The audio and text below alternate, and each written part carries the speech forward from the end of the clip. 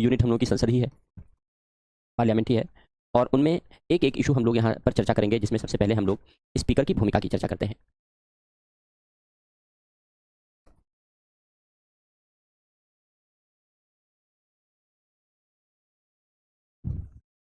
Role of speaker.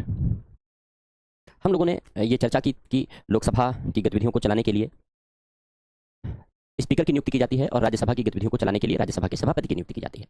ये लोग लोकसभा और राज्यसभा के पीठासीन अधिकारी कहलाते हैं। इनके माध्यम से ही लोकसभा और राज्यसभा की गतिविधियों का संचालन किया जाता है।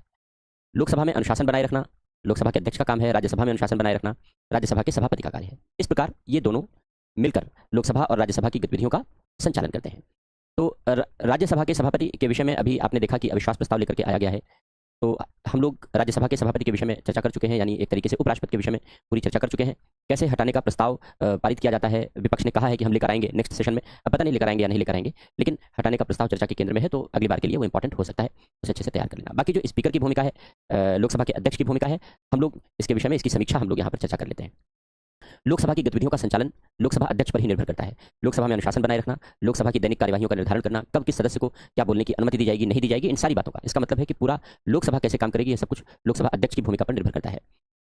इसके अलावा लोकसभा अध्यक्ष को सामान्यतः मत देने का अधिकार नहीं होता, वोट देने का राइट नहीं होता। जब वोटिंग होती है लोकसभा में तो वोटिंग देने का राइट नहीं होता, लेकिन एक दशा में वो वोट दे सकता है, और वो दशा है जब दोनों पक्ष के वोट बराबर हो जाए, क्योंकि जिसके पक्ष में वोटिंग होती है वही पारित माना जाता है। तो अगर दोनों पक्ष के वोट बराबर हो गए तो ये वोट कर सकता है। इसको निर्णायक मत कहते हैं, कास्टिंग वोट कहते हैं। तो इसको वोट देने का अधिकार तो नहीं है, लेकिन इसको कास्टिंग वोट, निर्णायक मत देने का अधिकार है, क्योंकि जिसके पक्ष में ये वोटिंग करेगा उसके पक्ष में फैसला हो जाएगा, जिसके पक्ष में ये निर्णय देगा उसके पक्ष में निर्णय आ जाएगा, जिसके पक्ष में वोट करेगा उसके पक्ष में निर्णय आ जाएगा। तो इस तरीके से स्पीकर को एक निर्णायक मत देने का अधिकार दिया गया है विषम परिस्थितियों में, जब दोनों पक्ष में वोट बराबर हो जाए तो। अन्यथा पूरी गतिविधियों का संचालन लोकसभा अध्यक्ष यानी स्पीकर पर ही निर्भर करता है। इसलिए हम यह सदैव अपेक्षा करते हैं कि स्पीकर की भूमिका निष्पक्ष होनी चाहिए, किसी भी राजनीतिक दल के प्रति झुकाव वाली नहीं होनी चाहिए। इसी कारण से जब हमने दल बदल पढ़ा है तो दल बदल में हमने लिखा है कि स्पीकर का जो व्यक्ति स्पीकर के पद पर पहुंचता है, अगर वो अपने राजनीतिक दल की सदस्यता से त्यागपत्र दे दे तो उसके लोकसभा की सदस्यता पर कोई फर्क नहीं पड़ता, कोई असर नहीं पड़ता। जबकि लोकसभा का कोई सदस्य जिस राजनीतिक दल की सीट से जीत कर आया है, अगर वह उस राजनीतिक दल की सदस्यता से त्यागपत्र देता है तो उसकी लोकसभा की सदस्यता समाप्त हो जाती है। ये दल बदल में हम लोगों ने पढ़ा है। लेकिन स्पीकर पर यह प्रावधान लागू नहीं होता, क्योंकि स्पीकर को निष्पक्ष भूमिका निभाने के लिए उस राजनीतिक दल से त्यागपत्र दे देना चाहिए जिस राजनीतिक दल का वह सदस्य है। ये परंपरा ब्रिटेन में उपजाई गई है। इसको वंस स्पीकर, ऑलवेज स्पीकर कहते हैं। एकदा स्पीकर, सदैव स्पीकर। इसका मतलब यह है कि जो व्यक्ति राजनीतिक दल का सदस्य होता है, क्योंकि स्पीकर बनने के लिए लोकसभा का सदस्य होना जरूरी है, हम लोगों ने पढ़ा कि जो व्यक्ति इस लोकसभा का सदस्य नहीं है वो स्पीकर भी नहीं बन सकता। तो लोकसभा का सदस्य बनने के लिए, स्पीकर बनने के लिए लोकसभा का सदस्य होना जरूरी है। लेकिन स्पीकर बनने के बाद अगर वह लोकसभा की सदस्यता से अगर वह राजनीतिक दल की सदस्यता से त्यागपत्र दे दे तो उसकी लोकसभा की सदस्यता पर कोई असर नहीं पड़ेगा, उसकी लोकसभा की सदस्यता बनी रहेगी।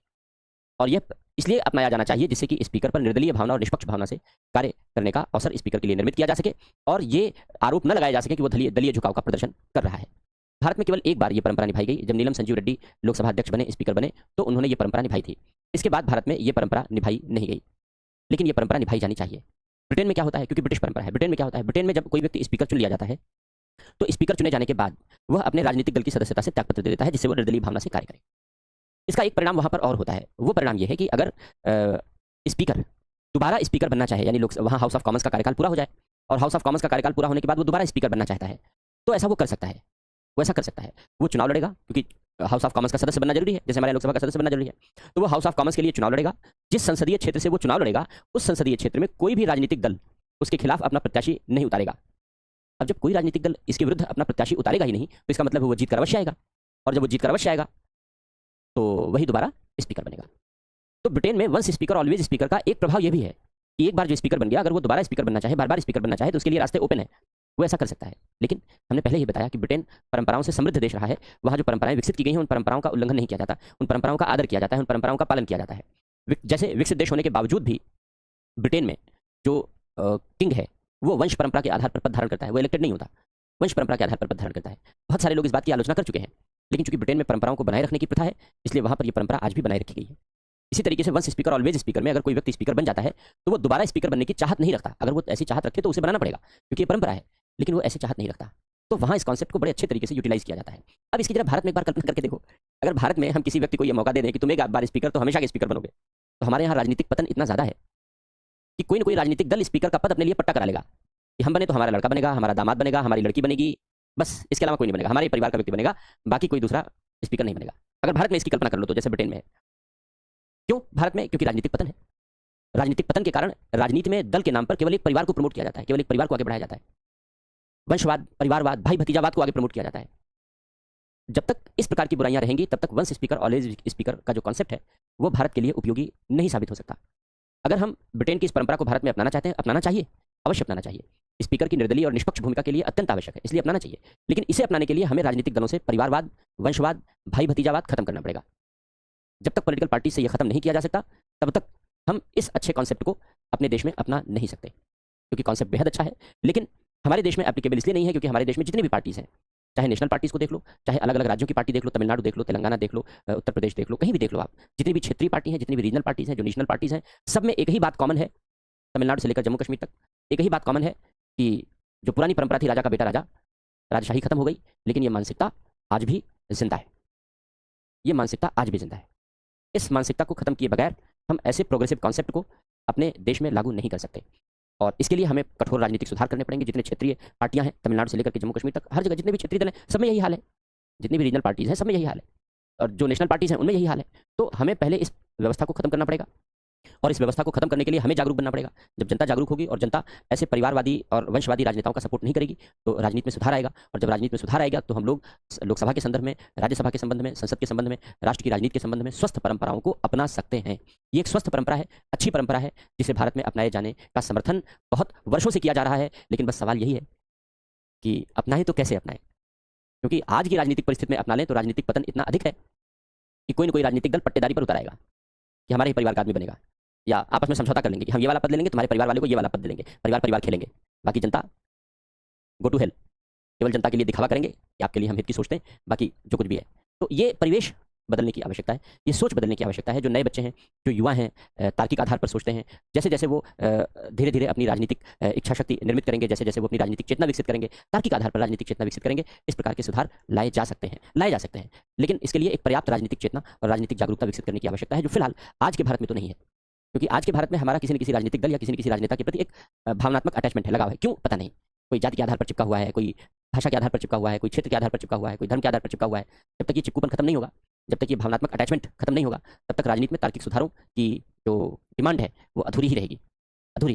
इसलिए ये जो एक अतार्किक भावनात्मक लगाव है, ये खत्म करने की आवश्यकता है। और ये तभी होगा जब जो नई युवा पीढ़ी है, आप लोग हैं, जब आप अपनी तार्किक सोच डेवलप करेंगे, रेशनल थॉट अपना डेवलप करेंगे, तर्क के आधार पर चिंतन करेंगे, अपने देश के हित, समाज के हित, भविष्य के बारे में चिंतन करेंगे, संकीर्ण स्वार्थों से ऊपर उठेंगे, तो फिर सुधार का मार्ग प्रशस्त होगा, सुधार का रास्ता तैयार होगा।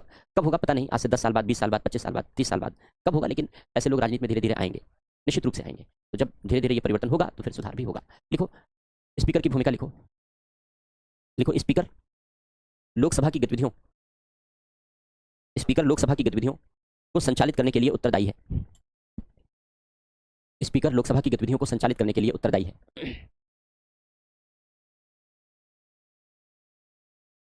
वह लोकसभा में अनुशासन बनाए रखता है।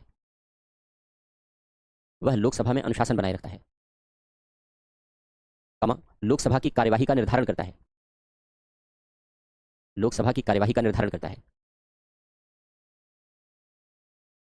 सदन की गरिमा के अनुरूप लोकसभा की कार्यवाही सुनिश्चित करता है।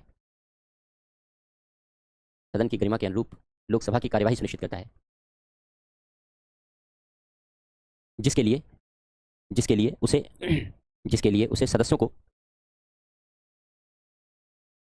उसे सदस्यों को नियंत्रित करने का अधिकार भी प्रदान किया गया है।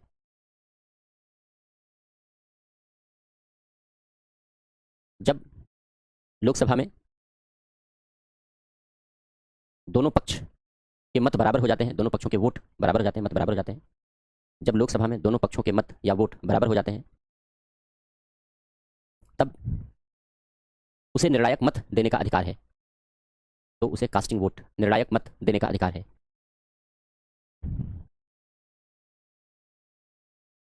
इस प्रकार उसकी निष्पक्ष भूमिका से लोकसभा की कार्यवाही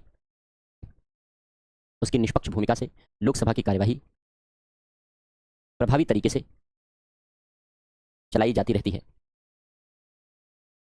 चलाई जाती रहती है।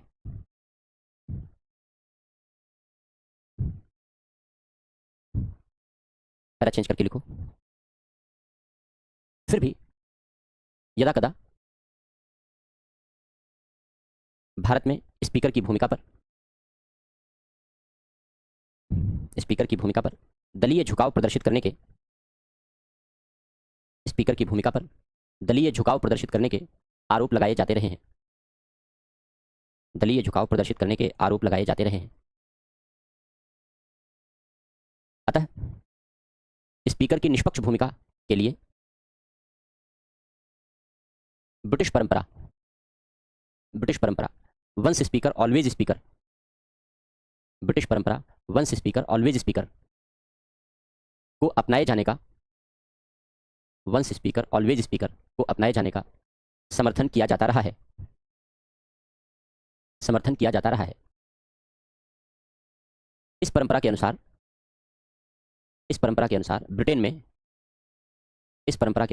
में स्पीकर अपनी निष्पक्ष भूमिका निभाने के लिए उस राजनीतिक दल की सदस्यता त्याग देता है जिस दल से वह चुनाव जीतकर आया है।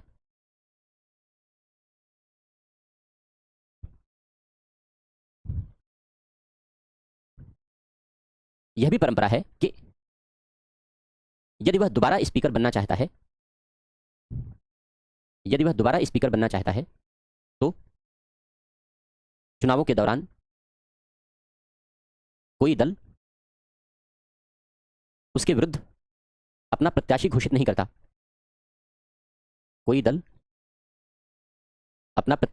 करता। अर्थात उसके पुनः स्पीकर बने रहने की संभावना बनी रहेगी। विद्यमान रहेगी। यद्यपि ब्रिटेन में इस परंपरा का दुरुपयोग नहीं होता, यानी वहां कोई दोबारा बनना नहीं चाहता। यद्यपि ब्रिटेन में इस परंपरा का दुरुपयोग नहीं होता।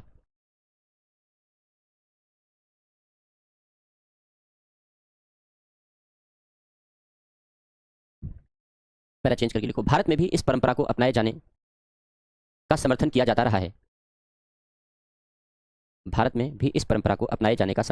रहा है।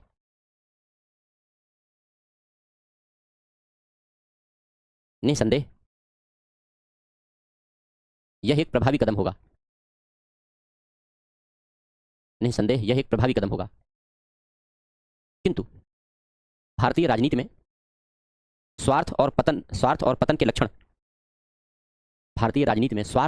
के लक्षण तेजी से प्रकट हुए हैं। जिसके कारण इस परंपरा का दुरुपयोग भी किया जा सकता है।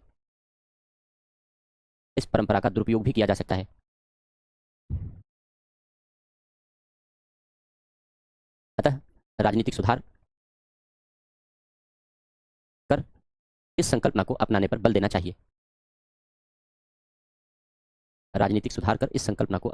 देना चाहिए। तो ये हो गया वंस स्पीकर ऑलवेज स्पीकर। अब इसके बाद संसद की भूमिका की समीक्षा हम लोग कर लेते हैं।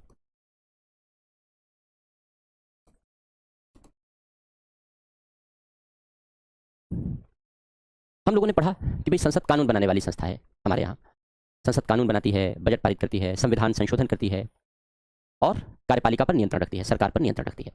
ये संसद की मुख्य भूमिका है, एक तरीके से कहें। विधि निर्माण, संविधान संशोधन,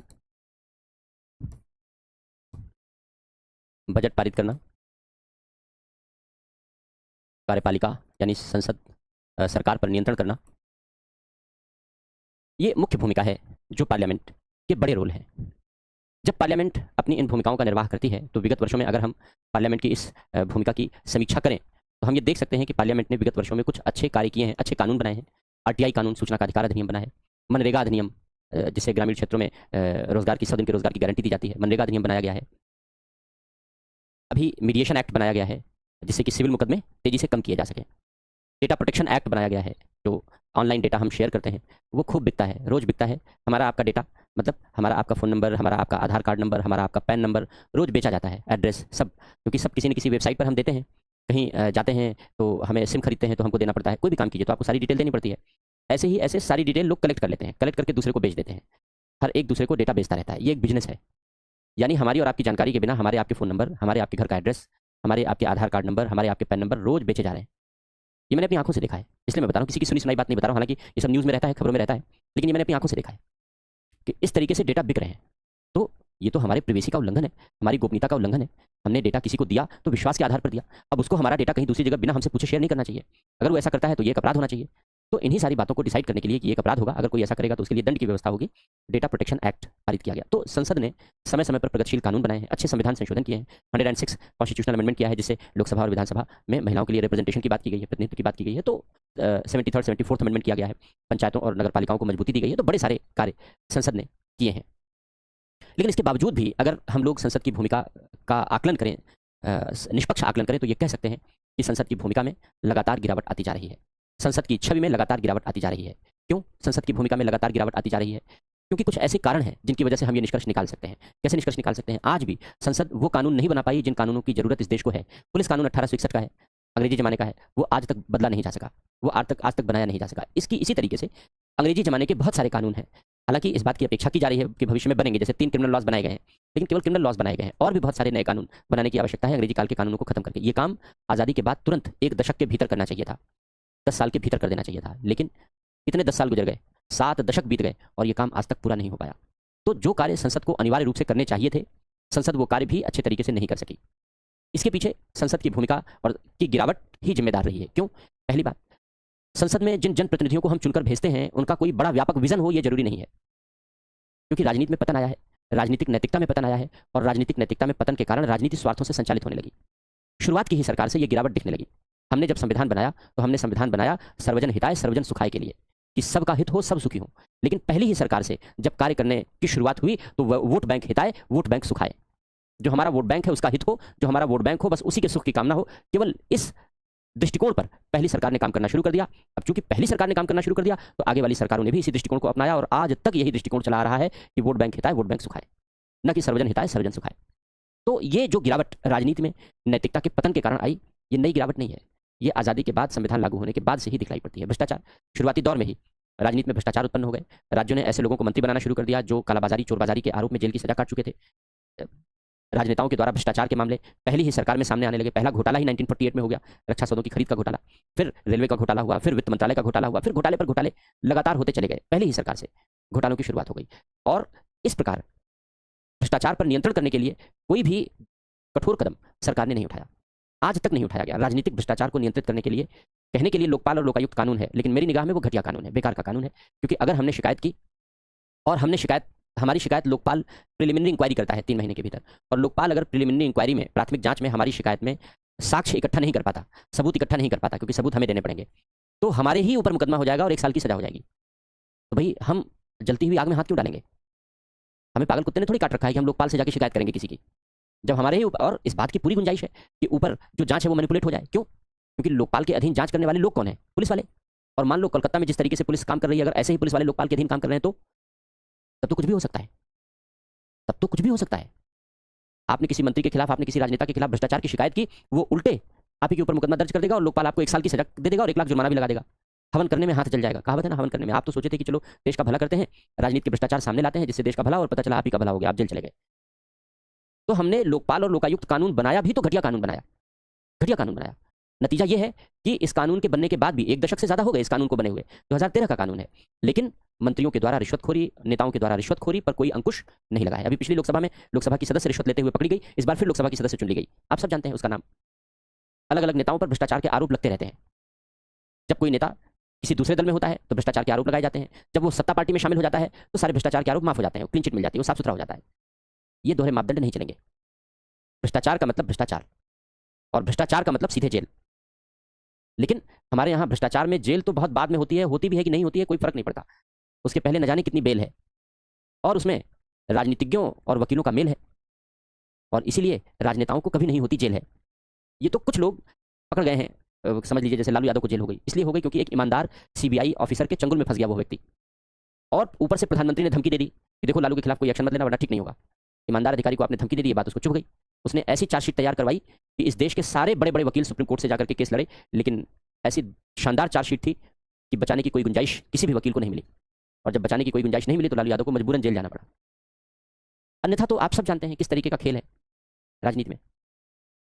जो हमारा जुडिशियल सिस्टम है वो इतना डिलेड है और इतने लैकुने हैं उसमें, इतनी कमी है उसमें कि कोई भी एक छोटा सा दरवाजा, कोई भी जो ठीक ठाक वकील है वो निकाल सकता है और अपने क्लाइंट को बचा सकता है। जैसे आपने अभी देखा होगा जब इलेक्शन चल रहा था तो इलेक्शन के दौरान अरविंद केजरीवाल को जेल से बाहर कर दिया गया 1 महीने के लिए कि तुम चुनाव प्रचार करो। हेमंत सोरेन को मना कर दिया गया कि तुम प्रचार नहीं करोगे। क्यों नहीं करोगे भाई? वो भी तो एक प्रदेश का मुख्यमंत्री था, हेमंत सोरेन भी। अगर अरविंद केजरीवाल मुख्यमंत्री थे, जिस आधार पर अरविंद केजरीवाल को चुनाव प्रचार करने के लिए रिहा किया गया वही आधार उसके ऊपर भी तो अप्लाई होते हैं, क्योंकि भ्रष्टाचार के आरोप में वो भी जेल में गया था, भ्रष्टाचार के आरोप में ये भी जेल में गए थे। लेकिन बस नेक्सस है, जो नेक्सस काम कर जाए, जो नेक्सस क्लिक कर जाए उसका आदमी आगे निकल जाता है। यहाँ इनका नेक्सस काम कर गया, इसलिए 1 महीने के लिए उनको प्रचार के लिए बाहर लेकर आ गए।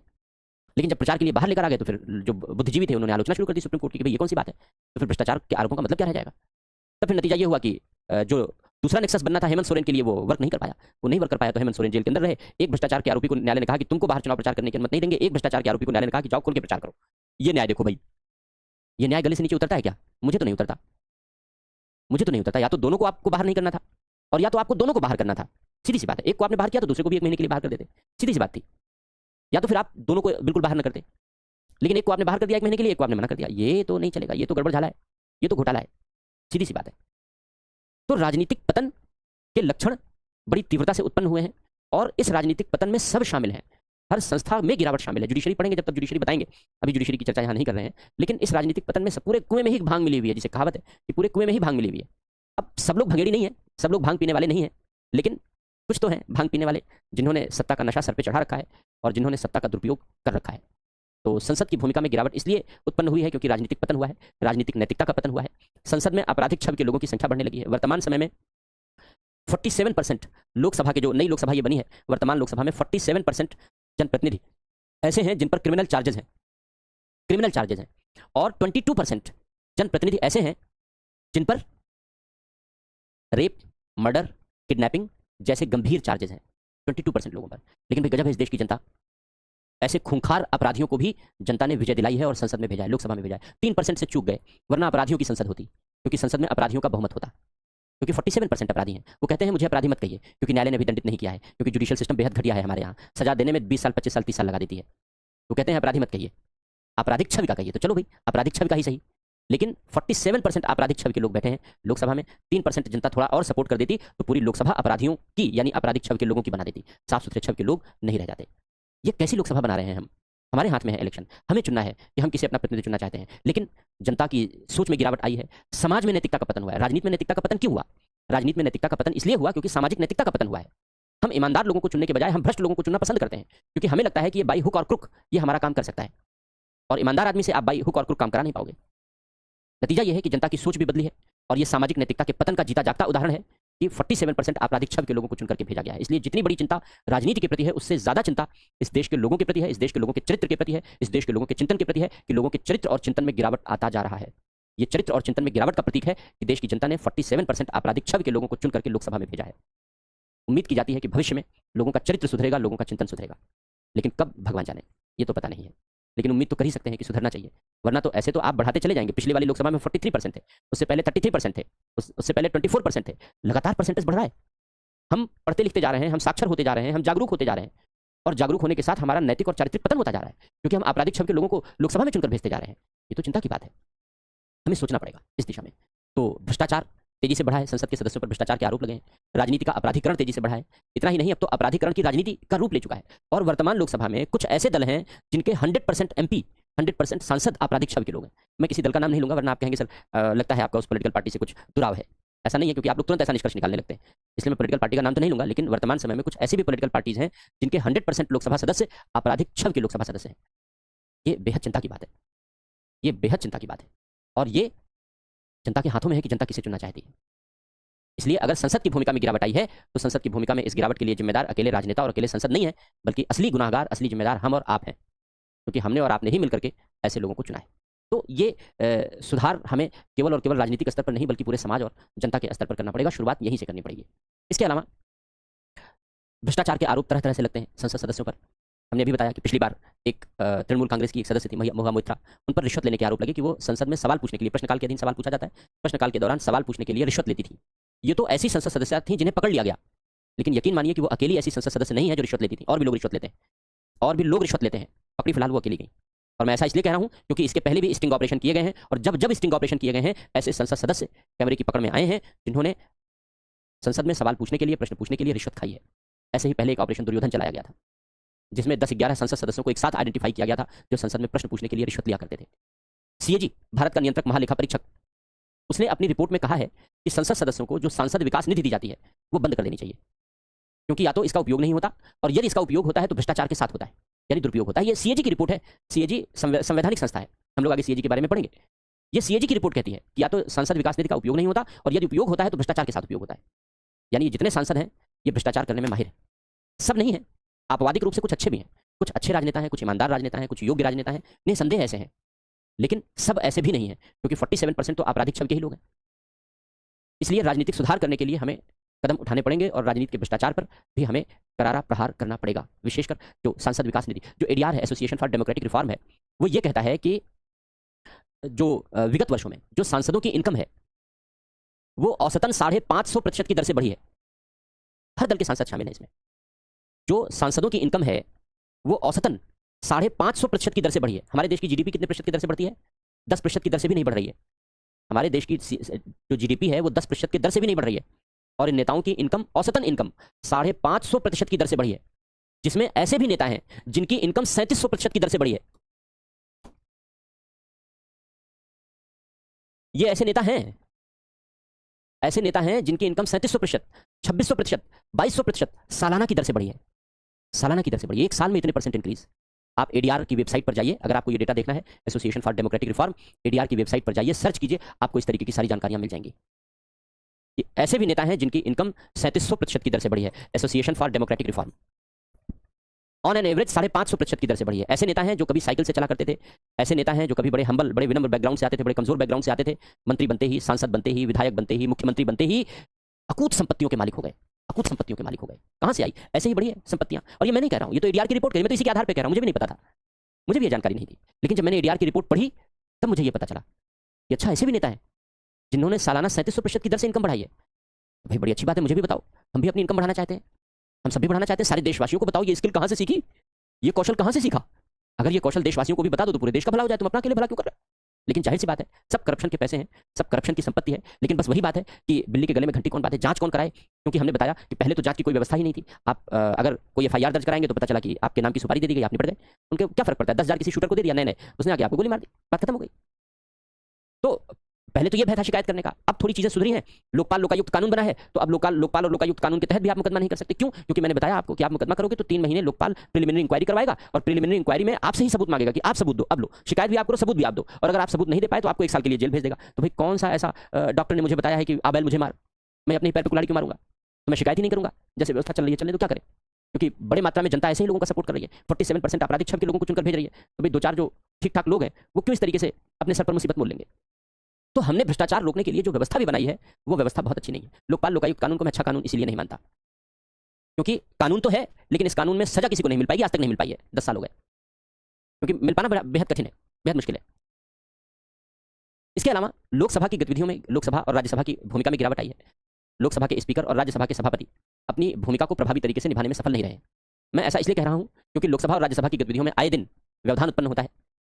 अगर लोकसभा और राज्यसभा की गतिविधियों में व्यवधान उत्पन्न हो रहा है, कार्यवाही दिन दिन भर के लिए स्थगित करनी पड़ती है। एक दिन की कार्यवाही में 10 करोड़ रुपए का खर्चा आता है, और ये 10 करोड़ रुपए जनता के पैसे हैं, यानी ये जनता का पैसा बर्बाद होता है। लोकतंत्र के नाम पर, संसदीय विशेषाधिकारों के नाम पर, वाक और अभिव्यक्ति की आजादी के नाम पर संसद के सदस्य संसद में बैठ करके शोर शराबा करते हैं, कार्यवाही में विघ्न पैदा करते हैं। जाहिर सी बात है कि ऐसे सदस्यों के लिए कठोर नियंत्रण के उपाय किए जाने चाहिए, उन्हें संसद से बाहर कर देना चाहिए, जिससे संसद सुचारू तरीके से चले। लेकिन ये रोल लोकसभा अध्यक्ष और राज्यसभा के सभापति नहीं निभाते, ये बेहद गलत बात है। अनुशासन बनाए रखना लोकसभा और राज्यसभा में प्राथमिकता है। वाक और अभिव्यक्ति की आजादी है, उसमें जब जिसका मौका आए, जब जिसको अवसर दिया जाए वो अपनी बात रखे। इसका ये अर्थ नहीं है। वाक और अभिव्यक्ति की स्वतंत्रता का अर्थ ये नहीं है कि संसद के कार्यों में विघ्न पैदा किया जाए। वाक और अभिव्यक्ति की स्वतंत्रता का अर्थ यह नहीं है, संसदीय विशेषाधिकार का अर्थ ये नहीं है कि संसद की कार्यवाहियों में विघ्न पैदा किया जाए, समय और धन की बर्बादी की जाए। ये लोकतंत्र नहीं है और ये वाक और अभिव्यक्ति की स्वतंत्रता भी नहीं है और ये संसदीय विशेषाधिकार भी नहीं है। ये गलत व्याख्या है। लेकिन फिर वही बात, समझाए कौन और बताए कौन। इसलिए जैसे जैसे और विगत वर्षों में हम लोगों ने इस प्रकार की गतिविधियां संसद के भीतर बड़े पैमाने पर देखी हैं कि संसद की कार्यवाहियों में विघ्न उत्पन्न हुआ है और संसद में कार्यवाही का दुरुपयोग हुआ है। कभी कभी तो ऐसा हुआ है कि कई कई दिन संसद की कार्यवाही बिना किसी निष्कर्ष के, बिना किसी कामकाज के समाप्त हुई है। ऐसे भी अवसर आए हैं जब लोकसभा ने एक दिन में 5 मिनट काम किया है, 6 मिनट काम किया है, यानी 10 मिनट से कम काम किया है। लोकसभा और राज्यसभा ने एक एक दिन में 10 मिनट से कम काम किया है, पूरे दिन में 10 मिनट से कम काम किया है। किसी जिलाधिकारी से कह दो कि वो दिन में 10 मिनट से कम काम करे, आप उसे नौकरी से निकाल दोगे, हंगामा शुरू कर दोगे, नौकरी से निकालो इसे, ये काम का नहीं है। किसी बैंक के कर्मचारी से कहो कि वो एक दिन में केवल 10 मिनट काम करे, पूरे बैंक के सामने लोगों की भीड़ इकट्ठी कर लोगे कि बेकार है, इसे नौकरी से निकालो। तो भाई जब इन सबको नौकरी से निकालने के लिए आंदोलन कर सकते हो तो इन नेताओं को आपने ब्लैंकेट इम्यूनिटी क्यों दे रखी है? अगर ये लोकसभा में और राज्यसभा में समय बर्बाद करते हैं तो इनको भी कार्यवाही से निकालो। अगर नहीं बैठ के कामकाज करना है लोकसभा और राज्यसभा में, तो लोकसभा और राज्यसभा में बैठने की जरूरत क्या है? लोकसभा और राज्यसभा में बैठने की जरूरत क्या है? काम करने की जरूरत क्या है? जाके घर बैठो। और अगर लोकसभा और राज्यसभा की कार्यवाही में विघ्न पैदा किया जाता है तो जितने भी विघ्न पैदा करने वाले सदस्य हैं, ये कानून बनना चाहिए, ये नियम बनना चाहिए कि जिनकी वजह से लोकसभा और राज्यसभा की कार्यवाही में विघ्न पैदा होगा, क्योंकि रोज 10 करोड़ रुपए हमारे टैक्स के पैसे हैं। हम अपनी मेहनत से जो कमाई करते हैं, उस कमाई से हम जो बचा के सरकार को टैक्स देते हैं, उस टैक्स से पार्लियामेंट चल रही है, इसलिए उसका एक एक रुपए का हिसाब लेने का अधिकार हमें है। लेकिन चूंकि इस देश का एक बड़ा वर्ग टैक्स नहीं देता, इसलिए उसे अपने इन बर्बादी का कोई दर्द भी नहीं है, क्योंकि एक बड़ा वर्ग टैक्स पेयर नहीं है, इसलिए ये 10 करोड़ रुपए रोज बर्बाद होते हैं, उसे कोई दर्द नहीं होता, क्योंकि उसकी मेहनत की कमाई नहीं है ना, उसने तो मेहनत से कमाया नहीं, उसने दिया नहीं।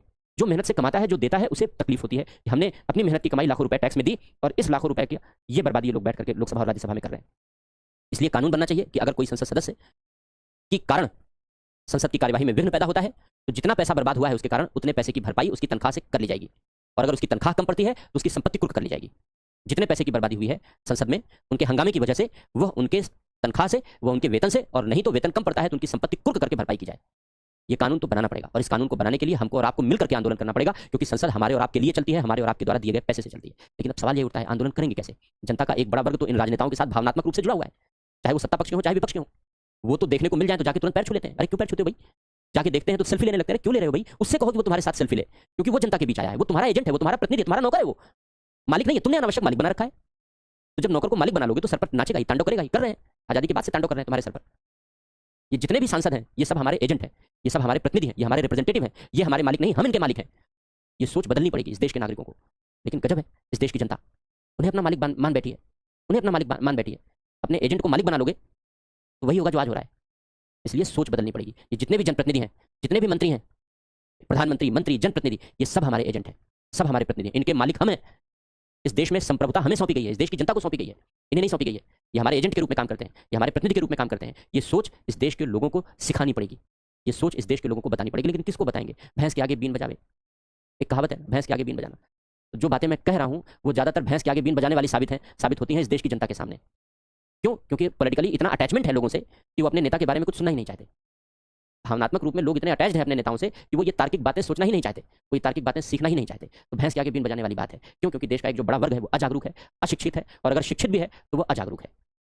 और ऐसी शिक्षा बेकार है अगर वो आपके मस्तिष्क में जागरूकता नहीं ला सकती और अगर आपकी सोच को तार्किक नहीं बना सकती। ऐसी शिक्षा व्यर्थ है। ऐसी शिक्षा का मतलब है आप निरक्षर ही हैं अगर जागरूक नहीं है तो एक ओवरहॉलिंग की जरूरत है पूरे सिस्टम की, अगर हम संसद की भूमिका को इफेक्टिव बनाना चाहते हैं तो। क्योंकि केवल और केवल राजनीतिक सुधार करके करना तो पड़ेगा ही, हमें राजनीतिक सुधार भी करना पड़ेगा। राजनीतिक नैतिकता में पतन जो आया है उसे रोकना पड़ेगा। उसे रोकने के लिए हमें नेताओं के लिए नैतिक संहिता बनानी पड़ेगी, आचरण संहिता बनानी पड़ेगी। इस तरीके के सुधार तो हमें करने ही पड़ेंगे, लेकिन अल्टीमेटली सुधार हमें सामाजिक स्तर पर करने पड़ेंगे। सामाजिक नैतिकता के पतन को रोकना पड़ेगा, सामाजिक चिंतन में परिवर्तन लाना पड़ेगा, सामाजिक चिंतन में तार्किकता लानी पड़ेगी। जो पढ़े लिखे लोग हैं उनकी भी सोच को तार्किक बनाने की जरूरत है, क्योंकि ये देश भावनाओं से नहीं तार्किक आधारों पर शासन करने से चलेगा। तो जब तक इस तरीके की सोच हम नहीं बदलेंगे तब तक संसद की भूमिका में परिवर्तन नहीं आएगा।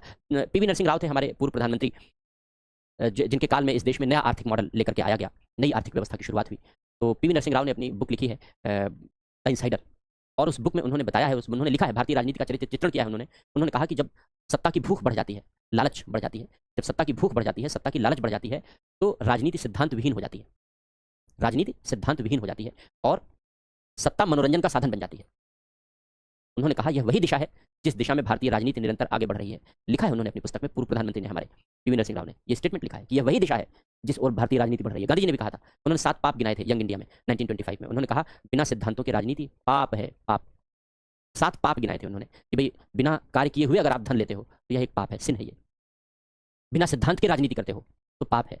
बिना मानवता के विज्ञान का प्रयोग करते हो, पाप है। जैसे एआई का उपयोग कर रहे हैं बिना मानवता, बिना संवेदनशीलता के, तो पाप है। तो इस तरीके से उन्होंने 7 पाप गिनाए। एथिक्स में पढ़ते हो आप, जरूरत पड़ती है लिखने के लिए 4th पेपर में। तो आज हमारी राजनीति सच्चरित्र राजनीति के बजाय गांधी जी के उसी पाप की ओर आगे बढ़ रही है, क्योंकि राजनीति धीरे धीरे सिद्धांत विहीन होती जा रही है। वो केवल स्वार्थ पर केंद्रित है, लालच पर केंद्रित है, और वो लालच और स्वार्थ केवल सत्ता पाने का है। लेकिन हम इस चरित्र को बदल सकते हैं, इस दुष्चरित्र को बदल सकते हैं, तब बदल सकते हैं जब हम और आप मिलकर के जागरूकता निभाएं और राष्ट्रहित, लोकहित, समाज के हित के विषय में चिंतन करें, देश के भविष्य के विषय में चिंतन करें, स्वार्थ से ऊपर उठ करके चिंतन करें, तो ये परिवर्तन लाया जा सकता है। और जब ये परिवर्तन आएगा तो निसंदेह संसद की भूमिका में भी परिवर्तन आएगा। और संसद की भूमिका में जैसे जैसे गुणात्मक परिवर्तन आएंगे, वैसे वैसे संसद सरकार पर प्रभावी नियंत्रण रखेगी, बेहतर कानून बनाएगी और देश के लिए बेहतर सोचेगी। तो लिखो इससे पहले संसद की भूमिका लिखो। लिखना ये तो भूमिका के 4 पॉइंट हमने लिख दिए हैं, ये तो ऐसे ही लिख लेना आप। विगत वर्षों में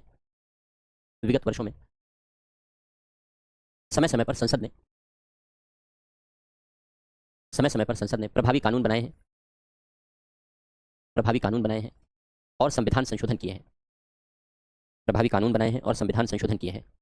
जैसे सूचना का अधिकार अधिनियम, जब मनमोहन सिंह थे प्रधानमंत्री तब बना सूचना का अधिकार अधिनियम। डेटा संरक्षण अधिनियम अभी बना 2023 में, डेटा संरक्षण अधिनियम आदि आदि। यदा कदा कभी कभी संसद सरकार पर नियंत्रण रखने में भी कुछ सीमा तक सफल रही है, किंतु इन सब के बावजूद विगत वर्षों में निम्नलिखित प्रवृत्तियों ने जन्म लिया है। इन सब के बावजूद विगत वर्षों में निम्नलिखित प्रवृत्तियों ने जन्म लिया है, जिसके कारण संसद की भूमिका में गिरावट देखी जा सकती है,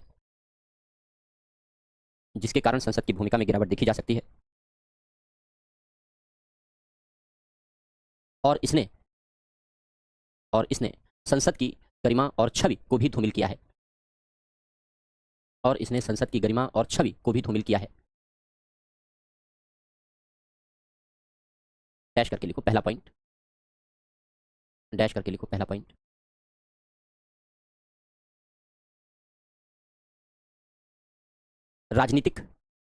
राजनीति में नैतिकता का पतन। दूसरा पॉइंट, संसद में अपराधी छवि के लोगों का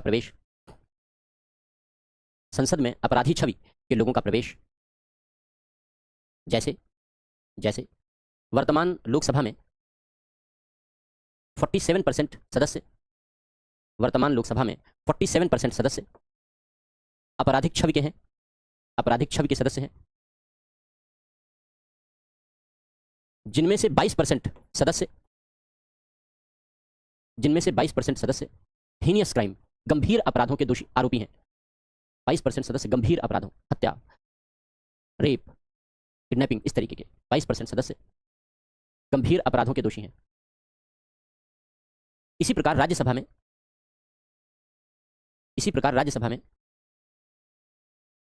भी 20% से अधिक सदस्य, 20% से अधिक सदस्य आपराधी छवि के हैं। राज्यसभा विशेषज्ञों का सदन है, तो हमने अपराध के विशेषज्ञों को भेज दिया है वहां। 20% से ज्यादा, 21 दशमलव कुछ है, 20% से ज्यादा हमने आपराधिक छवि के लोगों को वहां भेज दिया, अपराध के विशेषज्ञों को वहां भी भेज दिया। अगला पॉइंट लिखो, या उसी में लिख लो, एक पॉइंट उसी में लिख लो। राजनीति के इस अपराधीकरण ने अपराधीकरण की राजनीति का रूप ग्रहण कर लिया है। राजनीति के इस अपराधीकरण ने अपराधीकरण की राजनीति का रूप ग्रहण कर लिया है।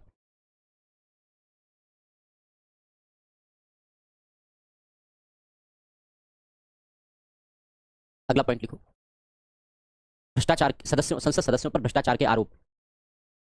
जैसे संसद सदस्यों पर भ्रष्टाचार के आरोप, जैसे 2023 में 2023 में लोकसभा की एक सदस्या को प्रश्न पूछने के लिए रिश्वत लेने के आरोप में दोषी पाया गया। नाम नहीं लिखना है, जैसे मैंने तो महिला मोहित्रा बता दिया, आप भी जानते हो, नाम मत लिखना। नाम नहीं लिखा जाता, उसका एक रीज़न ये भी है कि हमने पहले ही बताया कि हमारे यहाँ राजनीति तर्क का विषय नहीं रह गई, भावना का विषय है।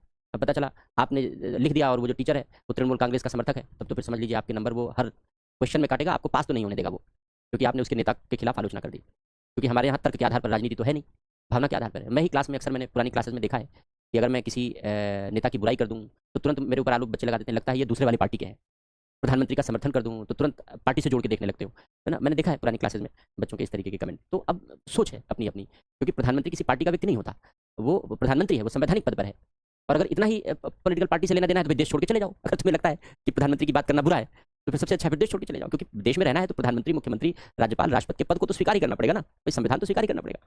तो संवैधानिक पद पर जो बैठा है, तो आप जब संवैधानिक पद पर बैठे हुए व्यक्ति की बात करेंगे तो आप उस व्यक्ति की बात कर, आप उस पद की बात कर रहे होते हैं, व्यक्ति की बात नहीं कर रहे होते हैं। जब हम प्रधानमंत्री की बात करते हैं तो प्रधानमंत्री पद की बात करते हैं, लेकिन उसमें भी आप लोग दल खोजने लगते हैं कि अच्छा अच्छा अच्छा, इसका मतलब ये प्रधानमंत्री की बड़ाई कर रहे हैं तो इसका मतलब ये इसी दल के हैं, अगर ये प्रधानमंत्री की बुराई कर रहे हैं तो इसका मतलब ये दूसरे दल के हैं ना। तो ये सोच ठीक नहीं होती, लेकिन अब क्या कहें, भैंस के आगे बीन बजाने वाली बात है। ज़्यादातर लोग ऐसे ही सोच के होते हैं, इसी तरीके से निष्कर्ष निकालते हैं। तो वहाँ टीचर से भी अपेक्षा कर सकते हैं कि वो भैंस के आगे बीन बजाने वाला हो, वो भी हो सकता है तार्किक आधार पर ना सोचे। तो किसी भी राजनेता का नाम नहीं लिखते हम लोग जब भी आंसर राइटिंग करते हैं, तो अगर आवश्यक ना हो तो, आवश्यक होता भी नहीं इन जनरल, तो इतना लिख दोगे तो बात समझ में आ जाएगी, उसको भी समझ में आ जाएगी, पढ़ने वाले को भी और लिखने वाले को भी। तो पढ़ने वाले को अगर वो उस दल का समर्थक है तो बुरा तो लगेगा, उतना बुरा नहीं लगेगा कि वो हर क्वेश्चन में नंबर काट ले। तो क्या कहें, ऐसे ही बताना पड़ता है, जबकि ऐसा होना नहीं चाहिए, लेकिन मजबूरी है इस देश में, क्योंकि राजनीति भावना का विषय बन चुकी है, तर्क का विषय नहीं। ये चिंता की बात है और ये बेहद चिंता की बात है। तो लिखो आगे। आगे हमने बताया कि 2023 में लोकसभा की एक सदस्य को प्रश्न पूछने के लिए रिश्वत लेने के आरोप में दोषी पाया गया। इससे पूर्व भी, इससे पहले भी भ्रष्टाचार के आरोप लगते रहे हैं, इससे पहले भी भ्रष्टाचार के आरोप लगते रहे हैं। भारत के नियंत्रक महालेखा परीक्षक ने भी, भारत के नियंत्रक महालेखा परीक्षक सीएजी, आगे पढ़ेंगे इसके बारे में, ऑडिटर है भारत का, भारत के नियंत्रक महालेखा परीक्षक ने भी भ्रष्टाचार के कारण ही सांसद विकास निधि को समाप्त करने की सिफारिश की है। मुझे बाद में समझ में आया कि इसका नाम सांसद विकास निधि क्यों है, क्योंकि सांसदों का विकास करती है, देश का नहीं, क्षेत्र का नहीं, इसीलिए इसका नाम सांसद विकास निधि है। हालांकि मजाक की बात है, लेकिन मुझे लगता है कि शायद इसीलिए ये सांसद विकास निधि है, क्योंकि देश का विकास नहीं करती है, सांसदों का विकास कर रही है। तो सीएजी ने सांसद विकास निधि को समाप्त करने की सिफारिश की है। अगला पॉइंट लिखो, नेक्स्ट पॉइंट लिखो। संसद की कार्यवाहियों में, संसद की कार्यवाहियों में प्रायः विघ्न उत्पन्न होता रहा है। संसद की कार्यवाहियों में प्रायः विघ्न, बाधा, विघ्न उत्पन्न होता रहा है, जिसने समय एवं सार्वजनिक धन, जिसने समय एवं सार्वजनिक धन का अपव्यय किया है, बर्बाद किया है, जिसने समय एवं सार्वजनिक धन का अपव्यय किया है, बर्बाद किया है। ऐसे भी अवसर आए हैं, ऐसे भी अवसर आए हैं जब एक दिन में लोकसभा और राज्यसभा ने, ऐसे भी अवसर आए हैं जब एक दिन में लोकसभा और राज्यसभा में ने मात्र 5 से 6 मिनट कार्य किया है। ऐसे भी अवसर आए हैं जब लोकसभा और राज्यसभा ने एक दिन में मात्र 5 से 6 मिनट कार्य किया है। कोई मतलब नहीं, 5-6 मिनट का मतलब क्या होता है पूरे दिन। अगला पॉइंट लिखो।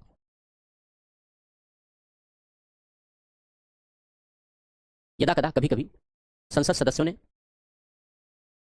यदा कदा संसद सदस्यों ने सदन में, संसद सदस्यों ने सदन में दूषित आचरण का परिचय दिया है, दूषित आचरण का परिचय दिया है, अमर्यादित शब्दों का प्रयोग किया है, अमर्यादित शब्दों का प्रयोग किया है, और संसदीय विशेषाधिकारों का भी दुरुपयोग किया है, और संसदीय विशेषाधिकारों का भी दुरुपयोग किया है।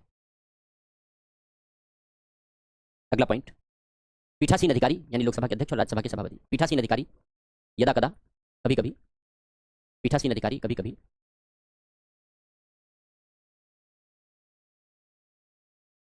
प्रभावी भूमिका निभाने में सफल नहीं रहे हैं, प्रभावी भूमिका निभाने में सफल नहीं रहे हैं, और सदन में अनुशासनहीनता उत्पन्न होती रही है, और सदन में अनुशासनहीनता उत्पन्न होती रही है। अगला पॉइंट, यदा कदा विपक्ष ने, यदा कदा विपक्ष ने सकारात्मक भूमिका नहीं निभाई है, यदा कदा विपक्ष ने सकारात्मक भूमिका नहीं निभाई है, परिणाम स्वरूप, परिणाम स्वरूप कार्यपालिका पर प्रभावी नियंत्रण, परिणाम स्वरूप कार्यपालिका पर प्रभावी नियंत्रण की स्थापना नहीं हो सकी है, कार्यपालिका पर प्रभावी नियंत्रण की स्थापना नहीं हो सकी है, कार्यपालिका पर प्रभावी नियंत्रण की स्थापना नहीं हो सकी है। नेक्स्ट पॉइंट,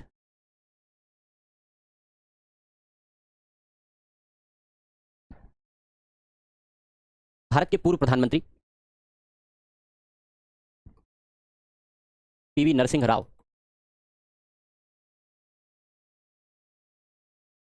ने अपनी पुस्तक पीवी नरसिंह राव ने अपनी पुस्तक द इनसाइडर में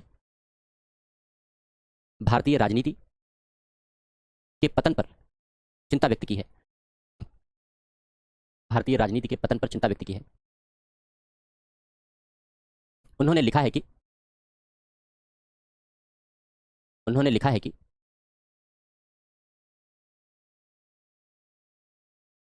सत्ता की भूख बढ़ जाने पर राजनीति सिद्धांत विहीन हो जाती है। सत्ता की भूख बढ़ जाने पर राजनीति सिद्धांत विहीन हो जाती है और सत्ता मनोरंजन का साधन बन जाती है।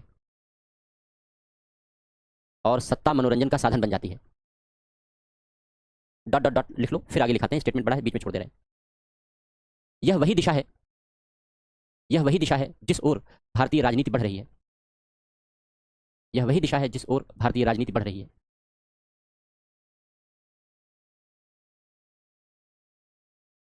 अब लिखो उपाय या सुझाव। पहला पॉइंट लिखो, उपाय या सुझाव में पहला पॉइंट लिखो, राजनीति में सुधार के लिए कठोर कदम उठाए जाएं। और राजनेताओं के लिए नैतिक संहिता व आचरण संहिता बनाई जाए। Code of ethics, code of conduct. Code of ethics मतलब नैतिकता के नियम और कोड ऑफ कंडक्ट मतलब आचरण के नियम, कैसे व्यवहार में आचरण करना है। और राजनेताओं के लिए कोड ऑफ एथिक्स, नैतिक संहिता और आचरण संहिता, कोड ऑफ कंडक्ट निर्मित किया जाए। नैतिक संहिता और आचरण संहिता निर्मित की जाए और इसका कठोर पालन कराया जाए।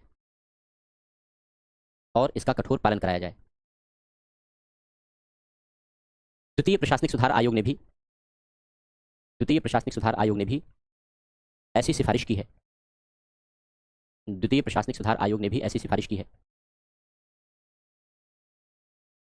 अगला पॉइंट लिखो, भ्रष्टाचार और अपराधीकरण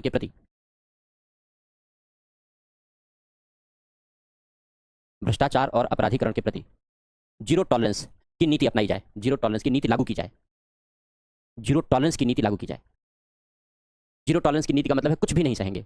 अगर किसी पर अपराध के आरोप हैं तो पहले न्यायालय से बरी होकर के आइए, फिर चुनाव लड़िए। कोई एक्सक्यूज नहीं मिलेगा। तो एकदम सीधी सी बात है। तो जीरो टॉलरेंस की पॉलिसी अपनानी पड़ेगी। करप्शन के चार्जेस हैं तो पहले न्यायालय से बरी होइए, तभी राजनीति में आएंगे, तभी कोई पद मिलेगा। जब तक भ्रष्टाचार के आरोप रहेंगे कोई पद नहीं मिलेगा। तो जीरो टॉलरेंस अपनाना पड़ेगा हमें इस बात को लेकर के, कुछ भी नहीं सहेंगे, इसका मतलब ये। तो जीरो टॉलरेंस की नीति लागू की जाए। अगला पॉइंट लिखो, नेक्स्ट पॉइंट लिखो, जनता को जागरूक और शिक्षित बनाया जाए, जिससे तार्किक आधार पर राजनेताओं का चयन किया जा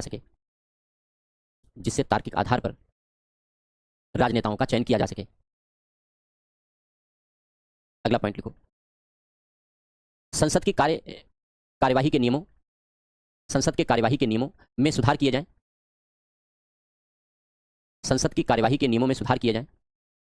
जिससे संसद की कार्यवाही के नियमों में सुधार किए जाएं,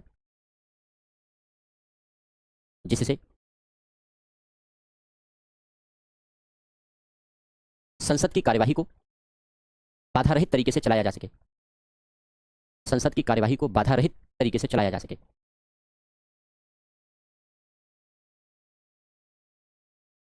अगला पॉइंट, सदन में अनुशासन भंग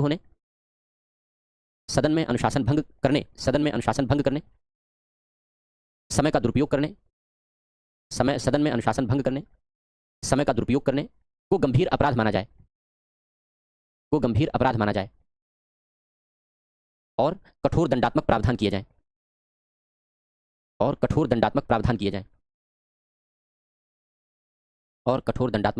जाएं।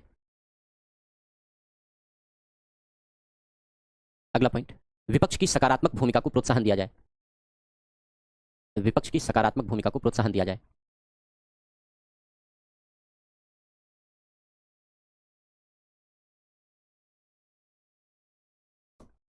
अब विपक्ष की भूमिका क्या होती है, सकारात्मक भूमिका, हम लोग इसकी चर्चा कर लेते हैं। लोकतंत्र सत्ता पक्ष और विपक्ष के संतुलन से चलता है। अगर प्रभावी और मजबूत विपक्ष नहीं होगा तो लोकतंत्र में तानाशाही जन्म ले सकती है, लोकतंत्र में निरंकुशता जन्म ले सकती है। इसलिए लोकतंत्र के अंतर्गत निरंकुशता जन्म न ले, लोकतंत्र प्रभावी तरीके से चले, उसके लिए एक मजबूत विपक्ष का होना अत्यंत आवश्यक है। इसीलिए विपक्ष को सरकार का दर्पण कहा जाता है, आईना, मिरर कहा जाता है। कि सरकार जिस तरीके से भूमिका निभाती है, विपक्ष उसके दर्पण की तरीके से, उसके आईना की तरीके से काम करना चाहिए। इसका अर्थ यह हुआ कि जैसे ब्रिटेन में विपक्ष का रोल है, ब्रिटेन में विपक्ष का रोल छाया कैबिनेट या परछाई कैबिनेट जो भी कह लो, छाया मंत्रिमंडल, हम लोग कैबिनेट को हिंदी में कैबिनेट ही कहते हैं, शैडो कैबिनेट कहते हैं। ब्रिटेन में जो विपक्ष का रोल है वो शैडो कैबिनेट जैसा है, यानी सरकार के दर्पण जैसा है। शैडो कैबिनेट का मतलब ये होता है कि ब्रिटेन में जो विपक्षी दल है वो हमेशा सरकार की गतिविधियों की सकारात्मक आलोचना प्रस्तुत करता है। सकारात्मक आलोचना क्या होती है? Positive criticism. एक होती है आलोचना, तो आलोचना में क्या करते हैं, हम कमियां ढूंढते हैं, क्या कमी है, केवल कमियां दर्शाते हैं, कमियां इंगित करते हैं, तो वो आलोचना हो गई। सकारात्मक आलोचना क्या है, पॉजिटिव क्रिटिसिज्म क्या है? जब हम पॉजिटिव क्रिटिसिज्म की बात करते हैं, सकारात्मक आलोचना की बात करते हैं, तो इसका मतलब यह है कि हम कमियां क्या है, कमियां क्यों है, इन कमियों का निदान क्या है, विकल्प क्या है, हम इसके साथ बताते हैं। किसी भी चीज़ में अगर हम कोई कमी बताते हैं कि भाई सरकार के इस निर्णय में कमी है, जैसे मान लो हमने कहा कि भाई कोई भी निर्णय है सरकार का, जैसे अग्निपथ स्कीम है, काफ़ी विवादों में रही, या कोई भी स्कीम है, तो विपक्ष की ये जिम्मेदारी है कि वो बताए कि इसमें कमी क्या क्या है, क्या क्या कमी है, नंबर 1, नंबर 2, नंबर 3, और इन कमियों का समाधान क्या है, नंबर 1, नंबर 2, नंबर 3। इसका मतलब यह हुआ कि एक तरीके से विपक्ष जब सरकार की आलोचना करता है तो एक वैकल्पिक नीति प्रस्तुत करता है।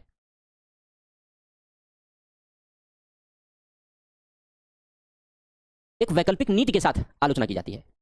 सरकार की आलोचना एक वैकल्पिक नीति के साथ की जाती है, या यूं कहो कि समाधान के साथ की जाती है। तो जब इस तरीके से सरकार की आलोचना प्रस्तुत की जाए तो इसे हम सकारात्मक आलोचना कहते हैं। ब्रिटेन में विपक्षी दल सरकार की आलोचना इसी प्रकार से करते हैं। इसका मतलब यह है कि वे सरकार की परछाई बने रहते हैं। अब मान लो सरकार ने कोई अच्छा निर्णय लिया, तो जब सरकार ने अच्छा निर्णय लिया तो उसकी तर्क के आधार पर आलोचना संभव नहीं है, तार्किक आधार पर आलोचना संभव नहीं है। तो जब उसकी तार्किक आधार पर आलोचना संभव नहीं है तो फिर विपक्ष सरकार की नीतियों का समर्थन भी करता है। ब्रिटेन में विपक्ष सरकार की नीतियों का सदैव आलोचक नहीं होता। ब्रिटेन में विपक्ष सरकार की नीतियों के समर्थक के रूप में भी काम करता है। ये ब्रिटेन में विपक्ष का रोल है, इसीलिए उसे शैडो कैबिनेट कहते हैं। कि अगर विपक्ष को लगता है, ब्रिटेन में विपक्ष को लगता है कि सरकार ने जो निर्णय लिया है, जो कार्य किया है, वो राष्ट्र के हित में है, लोगों के हित में है, तो वो केवल आलोचना करने के लिए आलोचना नहीं करता, सपोर्ट करता है, समर्थन करता है। और जहां उसे लगता है कि इस निर्णय में कुछ कमी है, इस नीति में कुछ कमी है, तो वह तर्क के आधार पर आलोचना करता है। तर्क के आधार पर आलोचना का मतलब है कारण बताता है, क्या क्या कमी है, नंबर 1, नंबर 2, नंबर 3, और इसका क्या समाधान होना चाहिए, वह समाधान बताता है, नंबर 1, नंबर 2, नंबर 3। जब सरकार की नीतियों की इस प्रकार आलोचना प्रस्तुत की जाए तो इसी को हम सकारात्मक आलोचना कहते हैं। तो ब्रिटेन में जो विपक्ष की भूमिका है वो अत्यंत सकारात्मक रही है। विपक्ष शैडो कैबिनेट की तरीके से काम करता रहा है, सरकार की परछाई के रूप में काम करता रहा है। यहां तक कि अगर सरकार कभी गिर जाए तो विपक्ष हमेशा एक वैकल्पिक सरकार बनाने की स्थिति में होता है, क्योंकि सरकार की नीतियों का समर्थक भी है और सरकार की कमियों में सुधार बताने वाला भी है। वो केवल सरकार का आलोचक नहीं है, वो केवल और केवल सरकार का आलोचक नहीं है, वो सरकार की नीतियों का समर्थक भी है जो राष्ट्रहित वाली है। और सरकार की कमियों का यदि आलोचक है तो समाधान के साथ, कि इसमें समाधान क्या होना चाहिए। जब हम विपक्ष की बात करते हैं तो हम एक ऐसे ही विपक्ष की कल्पना करते हैं जैसा कि ब्रिटेन में है। अब जब भारत में आप विपक्ष की चर्चा करते हैं तो 1967 तक हमारे यहाँ विपक्ष था ही नहीं। इसलिए नहीं था क्योंकि चारों तरफ कांग्रेस की सरकार थी। भारत सरकार के स्तर पर भी कांग्रेस की सरकार थी, सभी राज्यों में कांग्रेस की सरकार थी। जब 1967 में इलेक्शन हुआ तो 8 राज्यों में गैर कांग्रेसी सरकार बनी और 1 राज्य में गठबंधन की सरकार बनी, यानी लगभग आधे राज्यों में गैर कांग्रेसी सरकार बन गई। तब पहली बार हमारे यहाँ सही अर्थों में विपक्ष की पहचान हुई कि भारत में विपक्ष जैसी कोई चीज भी है 1967 में। लेकिन विपक्ष को कोई संवैधानिक या कानूनी दर्जा नहीं दिया गया। संवैधानिक दर्जा तो अभी भी नहीं है, लेकिन कानूनी दर्जा दिया गया आगे चलकर 1977 में। आगे चल करके कानून बना दिया गया और कानून बना करके विपक्ष को कानूनी दर्जा दे दिया गया। विपक्ष के लिए डिक्लेयर कर दिया गया कि विपक्षी दल उसे ही कहा जाएगा जिसे सत्ता पक्ष के दल के अतिरिक्त कम से कम 1/10 सीटें मिली हों, यानी जिसे 1/10 सीटें मिलेंगी उसी को विपक्षी दल कहा जाएगा। और एक से अधिक दल को मिल गई 1/10 सीटें तो जिसको सबसे ज्यादा सीट मिली है उसको प्रमुख विपक्षी दल कहेंगे। और जो प्रमुख विपक्षी दल या विपक्षी दल होगा उसका नेता विपक्ष का नेता कहलाएगा और उसका दर्जा कैबिनेट मंत्री के बराबर होगा। इसका मतलब यह है कि उसे वेतन भत्ते सुविधाएं वही मिलेंगी जो हमारे देश में कैबिनेट मंत्री को मिलती हैं। तो यह व्यवस्था 1977 से हमारे यहाँ लागू कर दी गई। अब तब से हमारे यहाँ विपक्ष को एक मान्यता प्राप्त दर्जा मिल चुका है। लेकिन इसके बाद से अगर हम लोग विपक्ष की भूमिका की समीक्षा करें तो विपक्ष का रोल बहुत पॉजिटिव कभी नहीं रहा, क्योंकि शुरुआती दौर में विपक्ष बेहद कमजोर रहा। इसके बाद जब मोरारजी देसाई की सरकार थी तो कांग्रेस विपक्ष में थी। कांग्रेस हमेशा इस जुगाड़ में थी कि मोरारजी देसाई को गिरा करके किसी दूसरे को प्रधानमंत्री बना दिया जाए। और क्यों? क्योंकि मोरारजी देसाई पहले कांग्रेस के ही सदस्य थे, तो वो विपक्ष का रोल निभाने के बजाय वो कैलकुलेशन करते रहे और कामयाबी भी मिली। अंत में मोरारजी देसाई को इस्तीफा देना पड़ा, क्योंकि बहुत सारे लोगों को उकसाया गया कि तुम भी प्रधानमंत्री बनो, तुम भी बनो, तो सरकार गिर गई, जल्दी गिर गई। फिर इंदिरा गांधी जी की सरकार आई तो फिर अच्छा खासा बहुमत मिल गया। फिर राजीव गांधी की सरकार आई, उनकी डेथ के बाद बहुत ही अच्छा खासा बहुमत मिल गया। फिर गठबंधन की सरकारें शुरू हो गई। गठबंधन की सरकारें जोड़ तोड़ की सरकारें होती हैं, उसमें राजनीतिक पतन बहुत बढ़ जाता है। जो चिंतन है वो वास्तविक धरातल पर सही तरीके से होने के बजाय केवल सत्ता पाने और सरकार गिराने पर ही केंद्रित होकर के रह जाता है। तो कुल मिलाकर के जो भारत में विपक्ष का रोल रहा वो कभी पॉजिटिव नहीं रहा, शैडो कैबिनेट जैसा नहीं रहा, विपक्ष कभी मजबूत नहीं रहा। अब विपक्ष मजबूत होने का मतलब ये नहीं होता कि विपक्षी दलों की संख्या ज्यादा हो, क्योंकि संख्या तो ज्यादा होगी नहीं, संख्या तो सत्ता पक्ष की ही ज्यादा होगी, क्योंकि जिसको बहुमत मिलेगा वही सरकार बनाएगा, तो सत्ता पक्ष के ही लोगों की संख्या ज्यादा होगी। लेकिन यहां मजबूत विपक्ष का आशय क्या है? यहां मजबूत विपक्ष का आशय है कि विपक्ष सरकार की तर्कों के आधार पर ऐसी आलोचना करे कि सरकार निरुत्तर हो जाए, सरकार के मंत्रियों के पास जवाब देने के लिए कोई आधार ही ना बचे, सरकारें निरुत्तर हो जाए, विपक्ष ऐसे प्रश्न उत्पन्न करे, विपक्ष ऐसे तार्किक प्रश्न पूछे। लेकिन तब होगा ना जब होगा, जब ये पॉजिटिव होगा और जब ये समृद्ध होगा, तभी ऐसा होगा। हमारे यहाँ ये कभी पॉजिटिव और समृद्ध होता नहीं है, क्योंकि जो भी दल विपक्ष में बैठे, कोई भी बैठे, जो आज सत्ता पक्ष में है कभी वो विपक्ष में थे, जो आज विपक्ष में है कभी वो सत्ता पक्ष में थे, तो जो भी दल विपक्ष में आता है उसने कभी भी पॉजिटिव रोल प्ले नहीं किया। और यही कारण है कि विपक्ष सरकार पर सकारात्मक दबाव निर्मित करने में कभी भी सफल नहीं रहा। लेकिन विपक्ष के नेता का रोल कैसा होता है, आपको एक दो एग्जाम्पल से ये बात आप समझ सकते हैं कि ऐसा नहीं है कि विपक्ष अच्छा रोल प्ले नहीं कर सकता, कर सकता है। मैं आपको एक एग्जाम्पल बताता हूं इसके लिए। पीवी नरसिंह राव की सरकार थी और हामिद अंसारी ईरान के राजदूत थे, भारत की तरफ से ईरान के राजदूत थे। हामिद अंसारी बाद में 2 टर्म के लिए उपराष्ट्रपति भी रहे। और जब वो ईरान के राजदूत थे तो ईरान में वो भारत के दूतावास के अधिकारियों के अगेंस्ट काम करने लगे। एक क्षण ऐसा आया, उन पर यह आरोप लगे कि वो पाकिस्तान की खुफिया एजेंसी आईएसआई के ज़्यादा निकट हैं और आईएसआई के एजेंटों के लिए वो ज़्यादा काम करते हैं बजाय भारतीय रॉ के एजेंटों के लिए। नतीजा ये हुआ कि भारतीय रॉ के जो एजेंट थे उनसे दूतावास के अधिकारियों की, राजदूत से, हामिद अंसारी से दूरियां बढ़ने लगी। और एक समय तो ऐसा आया कि रॉ के एजेंट की किडनैपिंग खुद हामिद अंसारी ने करवा दी। हमारे रॉ के एजेंट को किडनैप करवा दिया ईरान में। और किससे करवाया? आईएसआई के हाथों करवाया। ऑन रिकॉर्ड बता रहा हूं, जो ऑन रिकॉर्ड बातें मौजूद है। ये 90s के डिकेड की बात है, जब पीवी नरसिंह राव प्रधानमंत्री थे, 1991 से 1996 तक, मैं उस समय की बात कर रहा हूँ। लेकिन इसके बावजूद भी ऐसे आदमी को आगे चल के हमारे देश का उपराष्ट्रपति बना दिया गया, जिसके ऊपर ये आरोप थे कि वो पाकिस्तान की खुफिया एजेंसी आईएसआई के साथ मिलकर के उसने हमारे रॉ के एजेंट को किडनैप करवा लिया था। अब जब हमारे रॉ के एजेंट किडनैप हो गए तो ईरान में उनकी सुरक्षा के लिए बड़ी चिंता उत्पन्न हुई। जब बड़ी चिंता उत्पन्न हुई तो फिर प्रधानमंत्री को, विदेश मंत्री को, सबने संपर्क किया। हमारे रॉ के जो चीफ थे उन्होंने संपर्क किया कि भाई हमारा अधिकारी किडनैप हो गया है और किडनैपिंग के जो चार्जेस है, जो हमारी खुफिया जानकारी है, उस खुफिया जानकारी के मुताबिक आईएसआई के एजेंटों ने किया है और हामिद अंसारी की शह पर किया गया है, इनके कहने पर किया गया है। इसलिए 2 काम किया जाए। पहली बात तो हमारे एजेंट को रिकवर किया जाए, जिससे हम उसकी जान की कीमत सुरक्षित हो, हम ये सुनिश्चित कर सकें। और दूसरा, हामिद अंसारी को बुलाया जाए। ये राजदूत बनने लायक नहीं है, ये देश का बेड़ा गर्क कर देंगे, क्योंकि ये ईरान में बैठ के पाकिस्तान के लिए काम कर रहे हैं।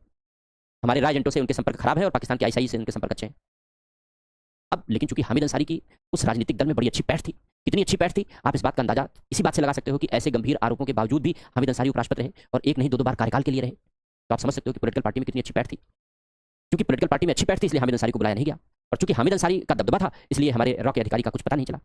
जब हमारे रॉ के चीफ हार गए हर तरफ से, उनको लगा कि अब कोई बात नहीं बनेगी क्योंकि प्रधानमंत्री ध्यान नहीं दे रहे हैं, तब उन्होंने, हमारे विपक्ष के नेता थे अटल बिहारी वाजपेयी, तब उन्होंने अटल बिहारी वाजपेयी को संपर्क किया कि सर ऐसी ऐसी बात है और हमारे जो रॉ के अधिकारी हैं वो किडनैप हो चुके हैं और सरकार ध्यान नहीं दे रही है क्योंकि वो हामिद अंसारी का बचाव करने में जुटी हुई है। नतीजा ये हुआ कि पीवी नरसिंह राव से मिलने गए हमारे जो विपक्ष के नेता थे अटल बिहारी वाजपेयी, वो पीवी नरसिंह राव से मिलने गए। उन्होंने सरकार पर दबाव बनाया, उन्होंने कहा ये गलत बात है, आप किसी एक व्यक्ति को बचाने के लिए हमारे एजेंट की जान खतरे में नहीं डाल सकते, इसलिए सबसे पहली आवश्यकता ये है कि आप हमारे एजेंट को वापस लेकर आइए और उन्हें वहाँ से हटाइए, हर कीमत पर हटाइए, वरना फिर हम इसके लिए, हमें दबाव बनाने के लिए, दूसरे तरीके से हमें दबाव बनाने के लिए मजबूर होना पड़ेगा।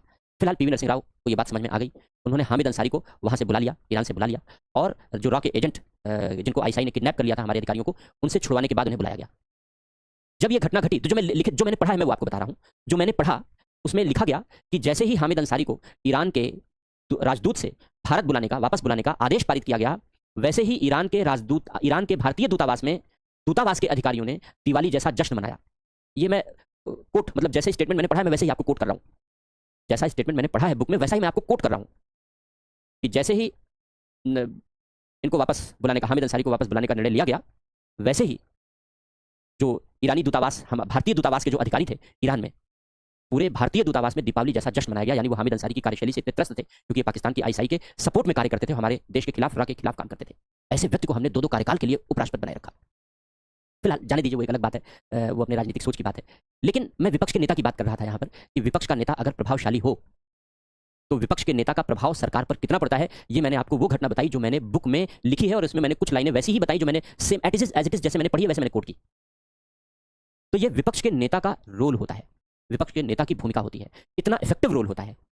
तो इसलिए जो विपक्ष की भूमिका है वो हमेशा सरकार के दर्पण के रूप में काम करती है। जाहिर सी बात है कि हमें भी विपक्ष की भूमिका को इसी प्रकार हमें सुधारना होगा, और विपक्ष की भूमिका को हम इस प्रकार तब सुधार पाएंगे जब हमारे देश में राजनीतिक सुधार होगा। वही सुधार जो अभी हमने संसद की भूमिका में सुधार के बारे में लिखा है कि भाई राजनीतिक पतन रोका जाए, जनता भी तार्किक आधार पर सोचे और तार्किक आधार पर वोटिंग करे। तो जब इस तरीके से हम लोग परिवर्तन करेंगे तो विपक्ष की भूमिका भी सुधरेगी, यानी हम भी अपनी विपक्ष की भूमिका को ब्रिटेन के शैडो कैबिनेट जैसी बना सकते हैं, ब्रिटेन के छाया मंत्रिमंडल जैसी बना सकते हैं। तो लिखो विपक्ष की भूमिका, लिखो लोकतंत्र में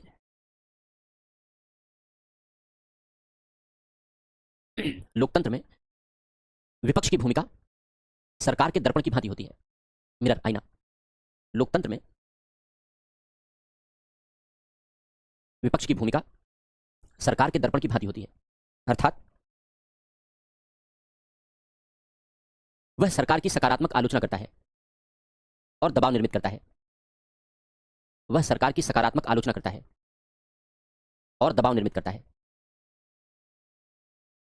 दबाव निर्मित करता है। इसका अर्थ है सकारात्मक आलोचना, इसका अर्थ है कि वह तार्किक आधार पर, वह तार्किक आधार पर समाधान के साथ, वह तार्किक आधार पर समाधान के साथ वैकल्पिक नीतियों का सुझाव देते हुए,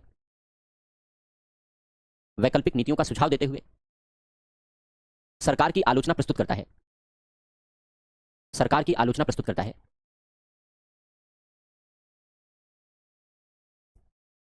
इस प्रकार वह सरकार की परछाई के रूप में कार्य करता है, इस प्रकार वह सरकार की परछाई के रूप में कार्य करता है। ब्रिटेन में विपक्ष इसी रूप में कार्य करता है, ब्रिटेन में विपक्ष इसी रूप में कार्य करता है। इसलिए उसे शैडो कैबिनेट, छाया मंत्रिमंडल कहा जाता है, इसलिए उसे शैडो कैबिनेट, छाया मंत्रिमंडल कहा जाता है।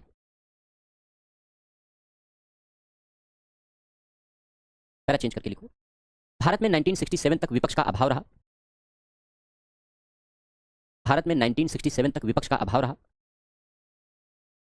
क्योंकि केंद्र और राज्यों में एक ही दल की सरकार, क्योंकि केंद्र और राज्यों में एक ही दल की सरकारें थी, क्योंकि केंद्र और राज्य में एक ही दल की सरकारें थी।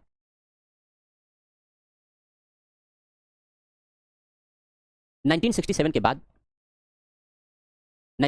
के बाद कुछ राज्यों में अलग दल की सरकारें बनने से, कुछ राज्यों में अलग दल की सरकारें बनने से विपक्ष का उदय हुआ, विपक्ष का उदय हुआ। किंतु इसे 1977 में कैबिनेट 1977 में कानूनी पहचान प्रदान कर दी गई, कानूनी पहचान, लीगल आइडेंटिटी प्रदान कर दी गई, और विपक्ष के नेता को, और विपक्ष के नेता को कैबिनेट मंत्री के बराबर का दर्जा दे दिया गया, और विपक्ष के नेता को कैबिनेट मंत्री के बराबर का दर्जा दे दिया गया। यद्यपि यद्यपि भारत में राजनीतिक पतन के कारण, यद्यपि भारत में राजनीतिक पतन के कारण विपक्ष कभी प्रभावी भूमिका निभाने में सफल नहीं रहा, विपक्ष कभी प्रभावी भूमिका निभाने में सफल नहीं रहा। वह सरकार की सकारात्मक आलोचना के बजाय,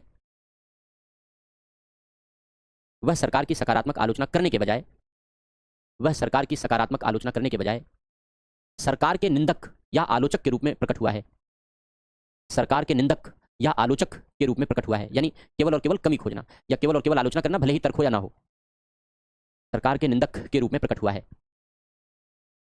जबकि लोकतंत्र की सफलता के लिए, जबकि लोकतंत्र की सफलता के लिए विपक्ष का प्रभावी होना आवश्यक है, जबकि लोकतंत्र की सफलता के लिए विपक्ष का प्रभावी होना आवश्यक है, लोकतंत्र की सफलता के लिए विपक्ष का प्रभावी होना आवश्यक है। अतः ब्रिटिश संकल्पना छाया मंत्रिमंडल को, ब्रिटिश संकल्पना छाया मंत्रिमंडल को अपनाकर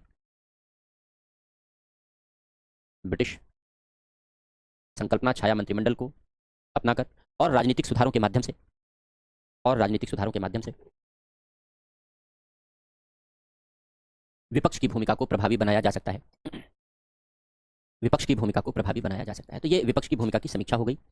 अब पार्लियामेंट में हम लोगों ने आज जो पढ़ा उसके बाद अब केवल एक टॉपिक हमारा पढ़ना रह गया है, वो है पार्लियामेंट्री कमिटीज़। तो कल हम लोग पार्लियामेंट्री कमिटीज़ के बारे में भी चर्चा करेंगे और इसके अलावा जो क्वेश्चन आंसर है पार्लियामेंट से रिलेटेड क्वेश्चन आंसर करेंगे। तो जो अब तक हम लोगों ने पढ़ा है उसको रिवाइज कर लीजिएगा, क्योंकि कल हम लोग पार्लियामेंट से रिलेटेड प्री और मेन अब तक जो क्वेश्चन आए हैं उनमें से कुछ क्वेश्चन लेकर के हम लोग उसकी प्रैक्टिस भी करेंगे, उसका आंसर भी करेंगे। तो कल चैट ऑन कर देंगे शुरू से ही, और जो क्वेश्चन आंसर है जैसे पिछले टॉपिक में हम लोगों ने किए हैं वो भी करेंगे। अब यहाँ चैट ऑन कर लेते हैं और आपके क्वेश्चन